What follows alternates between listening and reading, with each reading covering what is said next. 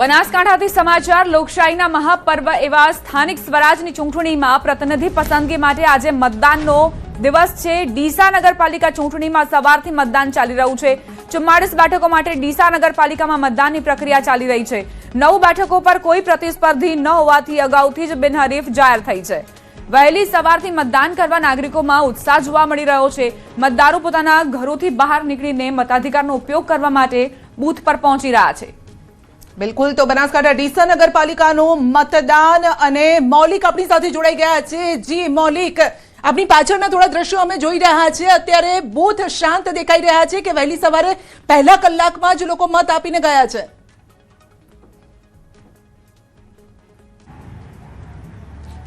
બિલકુલ સંધ્યા, જે રીતે વાત કરીએ તો 44 બેઠકોમાંથી સૌ પહેલાં 9 બેઠકો જે છે તે ડીસાની નગરપાલિકાની બિનહરીફ થઈ ચૂકી છે। એટલે ક્યાંક ને ક્યાંક પ્રતિસ્પર્ધીઓ જે છે તે નહોતા જોવા મળતા, પરંતુ અત્યારે હાલ બાકીની તમામ બેઠકો છે તેને લઈ અત્યારે વહેલી સવારથી જ મતદાન જે છે તે જોવા મળી રહ્યું છે। અહીંયા માત્ર ને માત્ર ડીસા નગરપાલિકાના 3 બૂથ છે જે સરકારી સ્કૂલ જે છે ત્યાં આગળ, પરંતુ વહેલી સવારથી અહીંયા મતદાન જે છે તે ક્યાંક નીરસ જોવા મળી રહ્યું છે। અંદાજિત આંકડો કહીએ તો 4 થી 5% મતદાન જે છે તે વહેલી સવારથી થયું છે।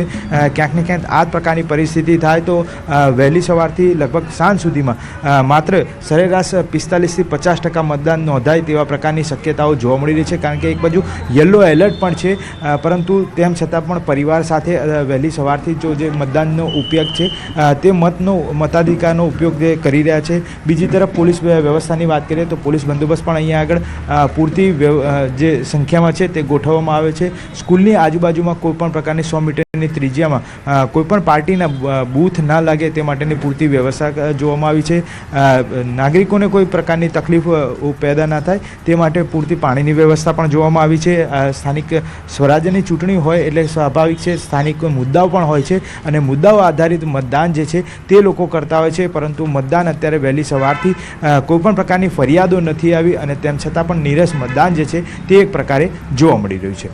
મૌલિક, એટલે ડીસા નગરપાલિકામાં સવારથી લઈને અત્યાર સુધી ખૂબ જ શાંત મતદાનનું બૂથ જોવા મળી રહ્યું છે, તો એ લોકોની પણ કેટલીક એવી સમસ્યાઓ હશે। કદાચ ઘણી એવી પણ સોસાયટીઓ હતી, ઘણા એવા પણ ગામડાઓ હતા કે જેમણે ચૂંટણી બહિષ્કાર કર્યો હતો, એવા લોકોને તમે શું અપીલ કરશો?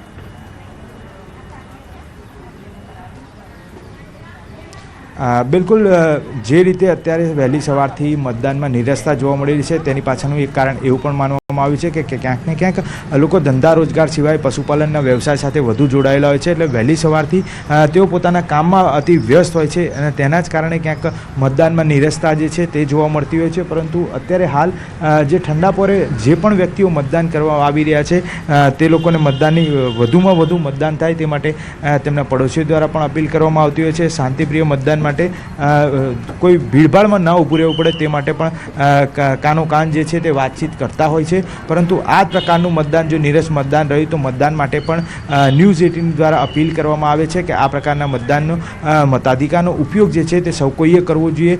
પોતાના સ્થાનિક મુદ્દાઓ આધારે જે મતદાન જે છે તે અવશ્ય કરવું જોઈએ અને તેનાથી જ તે પોતાનું લોકશાહીનું પર્વ જે છે તે મતાધિકાર છે અને તે મતાધિકારનો ઉપયોગ કરવાથી આવનારા 5 વર્ષ સુધી પોતાના પ્રતિનિધિને ચૂનવા માટે જે છે તે આ ચાન્સ જે છે તે જતો ન કરવો જોઈએ। જી મૌલિક, પરંતુ સૌથી ઇન્ટરેસ્ટિંગ બાબત અહીંયા એ જોવા મળી હતી કે 9 બેઠકો પર કોઈ જ પ્રતિસ્પર્ધી ન હતા, જેના કારણે બિનહરીફ જાહેર થઈ આ બેઠકો। એટલે એની પાછળના કારણો શું લાગે છે જે બિનહરીફ થઈ? કારણ કે મોટાભાગની ઘણી બધી બેઠકો બિનહરીફ થઈ છે।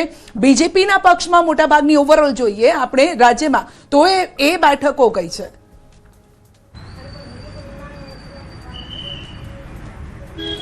બિલકુલ, અત્યારે હાલની જે પરિસ્થિતિની વાત કરીએ તો જે પરિસ્થિતિ સમગ્ર ગુજરાતમાં દેખાવામાં આવે છે સ્થાનિક સ્વરાજ્યની ચૂંટણીમાં લગભગ 600થી પણ વધુ બેઠકો જે છે તે અંદાજિત આ નગરપાલિકાની સ્થાનિક સ્વરાજ્યની ચૂંટણીમાં અન્ય જે બેઠકો છે તેની દ્રષ્ટિએ ખૂબ જ મોટી સંખ્યામાં કહી શકાય તે પ્રકારે બિનહરીફ જાહેર થઈ છે। એટલે ક્યાંક ને ક્યાંક પ્રતિસ્પર્ધી ન હોવા અથવા તો તેમને દબાવવામાં આવતા હોય અથવા તો તેમને પક્ષ પલટો અને પોતાના પક્ષમાં લેવામાં આવતા હોય આ પ્રકારની અનેક ફરિયાદો જે છે તે સ્થાનિકો દ્વારા મળતી હોય છે. કેટલાક લોકોનો મતાધિકારનો ઉપયોગ પણ નથી કરવા દેવામાં આવ્યો. આ જ પ્રકારની ફરિયાદો મળી છે અને ક્યાંક ને ક્યાંક તે લોકો બિનહરીફ પણ જાહેર થયા છે.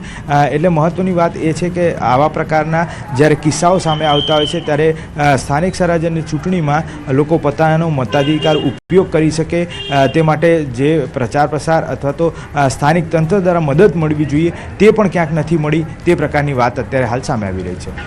જી મૌલિક, આભાર આપનો મારી સાથે જોડાવા બદલ.